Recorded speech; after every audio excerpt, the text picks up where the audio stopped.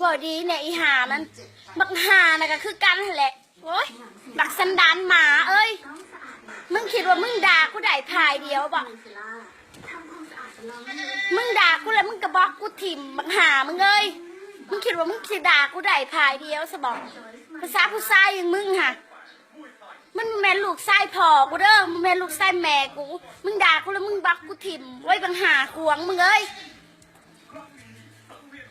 สิแม่นมึงสัวเนาะมึงสัวเหมือนแม่มึงผอมึงเลยพอแม่มึงบ่ได้บอกมึงจะบอก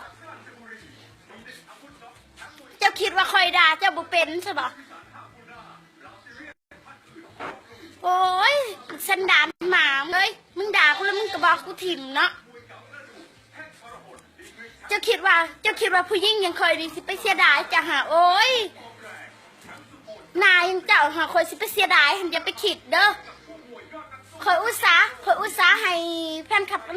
ทุกคนมีความสุขมันสันดานหมามึงเอ้ยมึงด่ากูถิ่ม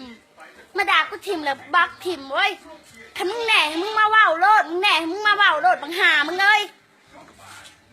คิดว่าคอยสิยามจะสบคอยบริยามจะเด้ออันหวังอันนั้นหวังอันนี้หวังแต่ของผู้หญิงออกมาจากหีแม่แท้ๆยังหวังของผู้หญิงยังหวังอยากเบิ่งหีผู้หญิงเนาะโอ้ยบักสัวสัตว์นะ